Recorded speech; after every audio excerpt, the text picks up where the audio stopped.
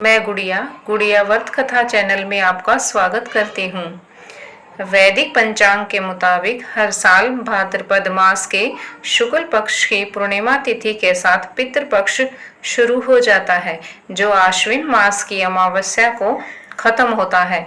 पितृपक्ष पूर्वजों के प्रति सम्मान व्यक्त करने, उनकी आत्मा की शांति और मोक्ष के लिए मनाया जाता है, जिसमें तर्पण, श्राद्ध और पिंडदान जैसे अनुष्ठान किए जाते हैं।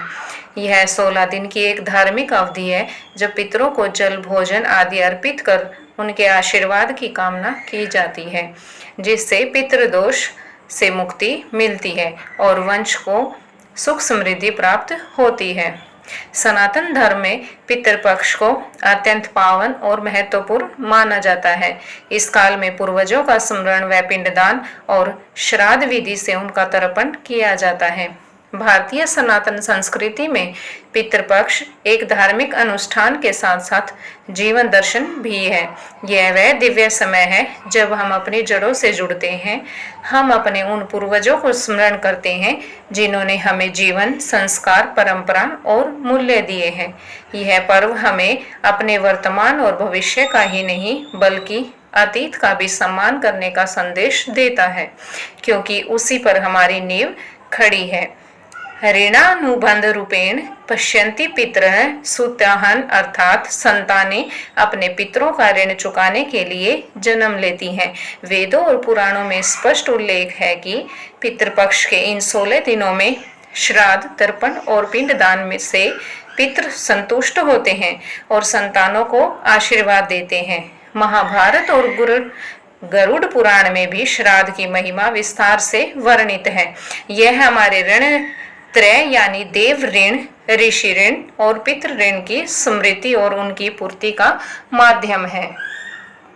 पितरों के स्मरण का पर्व पितृपक्ष हमें संदेश देता है कि हम अकेले नहीं हैं, बल्कि एक वंश, परंपरा और विचार की निरंतर धारा का हिस्सा है। जब हम पितरों का तर्पण करते हैं तो वास्तव में कृतज्ञता का संस्कार अपने भीतर जागृत करते हैं। यही कृतज्ञता हमें दूसरों का सम्मान करना, बड़ों की सेवा करना और समाज के प्रति उत्तरदायी बनाना सिखाती है। पितृपक्ष यह भी संदेश देता है कि मृत्यु अंत नहीं बल्कि यात्रा का एक पड़ाव है। आत्मा अमर है और पूर्वजों का आशीर्वाद हर पीढ़ी के जीवन में प्रवाहित होता रहता है। इस भाव को आत्मसात करना युवाओं को आध्यात्मिक दृढ़ता देता है, जिससे वे जीवन की चुनौतियों का सामना धैर्य और संतुलन के साथ कर सकते हैं। हमारी संस्कृति में पितरों को देवताओं से भी पहले स्मरण किया जाता है। मातृ देवो भव, पितृ देवो भव का उद्घोष यह बताता है कि पिता और पूर्वज ही हमारे प्रथम देवता हैं। पितृपक्ष का यह भाव हमें विनम्रता, सेवा और कृतज्ञता का मार्ग दिखाता है। यह हमें संदेश देता है कि परिवार केवल रक्त संबंधों का नाम नहीं बल्कि संस्कारों और मूल्यों की निरंतरता है। पितृपक्ष एक ऐसा पर्व है जो अतीत, वर्तमान और भविष्य को जोड़ता है। यह हमें हमारे पितरों की स्मृति का स्मरण करने और उनके आशीर्वाद से आगे बढ़ने का अवसर देता है। यह पर्व केवल तर्पण और पिंडदान का समय नहीं बल्कि जीवन के गहरे सत्य को समझने की साधना भी है। पितृपक्ष यह संदेश देता है कि जीवन का सच्चा अर्थ केवल आगे बढ़ना नहीं बल्कि अपनी जड़ों का स्मरण करना, उन्हें पोषित करते हुए नई ऊंचाइयों की ओर बढ़ना है। यही सनातन संस्कृति की शाश्वत धारा है। हमें एक बात याद रखनी होगी कि भारतीय संस्कृति में परिवार को समाज की सबसे छोटी किंतु सबसे सशक्त इकाई माना गया है। परिवार केवल रक्त संबंधों की परिधि तक सीमित नहीं है बल्कि यह संस्कारों, परंपराओं और मूल्यों की निरंतरता का प्रतीक है। यही कारण है कि भारतीय समाज में परिवार को संस्कृति का आधार और चरित्र निर्माण की पाठशाला कहा गया है। परिवार तो संस्कारों की निरंतर प्रवाहित होने वाली गंगा है जो पीढ़ी दर पीढ़ी बहती रहती है। यही धारा हमारे जीवन को स्थिरता, प्रेम, कर्तव्य और आध्यात्मिक गहराई प्रदान करती है। जिस समाज में परिवार सशक्त है वहाँ संस्कृति जीवित रहती है और वह राष्ट्र सदा समृद्ध होता है। परिवार ही वह नींव है जिस पर संपूर्ण मानवता का भवन खड़ा है। रक्त संबंध समय के साथ बदल सकते हैं, पर संस्कार और मूल्य ही परिवार की शाश्वत पहचान है और पितृपक्ष जैसे अवसर उसे शाश्वतता प्रदान करते हैं। पंडित ताराचंद जोशी ने बताया कि शास्त्रों के मुताबिक इस अवधि में पूर्वजों को प्रसन्न करने से उनके आशीर्वाद की प्राप्ति होती है और परिवार में सुख समृद्धि का वास बना रहता है। साथ ही घर से नकारात्मक ऊर्जा का नाश होता है और जीवन में सकारात्मकता का संचार होता है। पितृपक्ष में इस बार विशेष संयोग बन रहा है। 100 साल बाद पितृपक्ष से पहले चंद्र ग्रहण व अंत में सूर्य ग्रहण पड़ रहा है। ग्रहण की यह घटना पितरों की शांति, तर्पण और कर्म कांड को बेहद खास बनाएगी। प्रतिपदा का आद 8 सितंबर को होगा। इस बार नवमी तिथि की हानि हो रही है। पंचमी और षष्ठी तिथि का श्राद्ध 12 सितंबर को होगा। चंद्र ग्रहण 7 सितंबर को रात 9:57 बजे शुरू होगा और 1:27 बजे मोक्ष होगा, जो भारत में दिखाई देगा। इसके 9 घंटे पूर्व सूतक काल की शुरुआत हो जाएगी। वहीं 21 सितंबर को पितृ विसर्जन पर सूर्य ग्रहण पड़ रहा है। हालांकि सूर्य ग्रहण को भारत में नहीं देखा जा सकेगा। आइए जानते हैं श्राद्ध की तिथियां। पूर्णिमा श्राद्ध सितंबर 7, 2025 रविवार भाद्रपद शुक्ल पूर्णिमा। प्रतिपदा श्राद्ध सितंबर 8, 2025 सोमवार आश्विन कृष्ण प्रतिपदा। द्वितीय श्राद्ध सितंबर 9, 2025 मंगलवार आश्विन कृष्ण द्वितीया। तृतीय श्राद्ध सितंबर 10, 2025 बुधवार आश्विन कृष्ण तृतीया। चतुर्थी श्राद्ध सितंबर 10, 2025 बुधवार आश्विन कृष्ण चतुर्थी।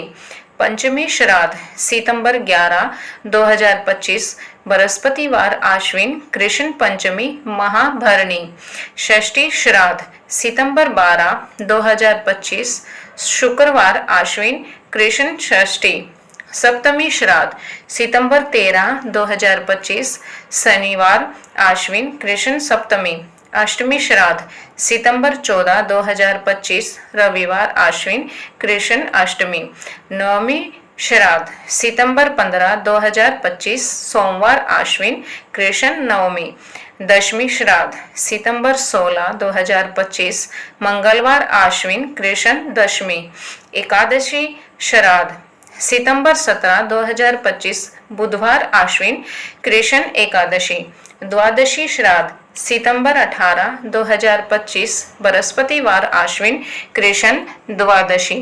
त्रयोदशी श्राद्ध सितंबर 19, 2025 शुक्रवार आश्विन कृष्ण त्रयोदशी। चतुर्दशी श्राद्ध सितंबर 20, 2025 शनिवार आश्विन कृष्ण चतुर्दशी। सर्वपितृ अमावस्या सितंबर 21, 2025 रविवार आश्विन कृष्ण अमावस्या। श्राद्ध का एक प्रसंग महाभारत काल का है। कौरव पांडवों के बीच युद्ध की समाप्ति के बाद जब सब कुछ समाप्त हो गया तो दानवीर कर्ण अपनी मृत्यु के बाद स्वर्ग पहुंचे। भोजन के स्थान पर सोना, चांदी और आभूषण परोसे गए। इस पर उन्होंने स्वर्ग के देवता इंद्र से इसका कारण पूछा। इंद्र देव ने कर्ण को बताया। उन्होंने जीवन भर केवल सोना, चांदी और हीरे ही दान किए, लेकिन अपने पूर्वजों के नाम पर कभी कोई भोजन दान नहीं किया।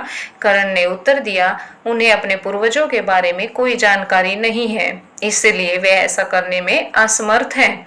तब इंद्र ने कर्ण को पृथ्वी पर लौटने की सलाह दी, जहां उन्होंने इन 16 दिनों के दौरान भोजन दान किया और अपने पूर्वजों का तर्पण किया, और इस प्रकार दानवीर कर्ण पितृ ऋण से मुक्त हो गए। यदि आपको अपने पूर्वज या परिवार के मृत सदस्य की मृत्यु तिथि याद है तो आपको पितृ पक्ष में पड़ने वाली उसी तिथि को तर्पण करना चाहिए। यदि मृत्यु तिथि ज्ञात न हो तो सर्वपितृ अमावस्या, जिसे महालया अमावस्या भी कहते हैं, के दिन श्राद्ध किया जा सकता है। यदि किसी दुर्घटना या आत्मदाह आदि से अकाल मृत्यु हुई हो तो चतुर्दशी तिथि को श्राद्ध किया जाता है। 3 पीढ़ियों तक श्राद्ध करने का विधान बताया गया है। हर वर्ष श्राद्ध पक्ष में यमराज सभी जीवों को मुक्त कर देते हैं ताकि वे अपने परिजनों के पास जाकर तर्पण ग्रहण कर सकें। 3 पितरों में पिता को वसु के समान, रुद्र देवता को दादा के समान तथा आदित्य देवता को परदादा के समान माना गया है। श्राद्ध के समय इन्हें अन्य सभी पितरों का प्रतिनिधि माना जाता है। आइए जानते हैं कि श्राद्ध के दिन क्या करना चाहिए। सबसे पहले घर और रसोई को अच्छे से साफ करें। उसके बाद शुद्ध शाकाहारी भोजन बनाएं। हो सके तो भोजन में मृतक की पसंदीदा चीजें शामिल करने का प्रयास करें। ऐसा करने से उनकी आत्मा को तृप्ति मिलती है। भोजन बना लेने के बाद किसी पंडित की मदद से तर्पण और पिंडदान करें। यदि किसी कारणवश भोजन बनाना संभव न हो सके तो किसी मंदिर में चावल, दाल, आटा, घी जैसी कच्ची खाद्य सामग्री दान करें। गया में प्रेत शिला पर्वत पर श्राद्ध और पिंडदान करना अकाल मृत्यु से मरे पितरों के लिए विशेष शुभ माना जाता है, जहां उन्हें प्रेत योनि से मुक्ति मिलती है। यदि चतुर्दशी को श्राद्ध नहीं कर पाते हैं तो आप पितृपक्ष की सर्व पितृ अमावस्या पर भी श्राद्ध और पिंडदान कर सकते हैं।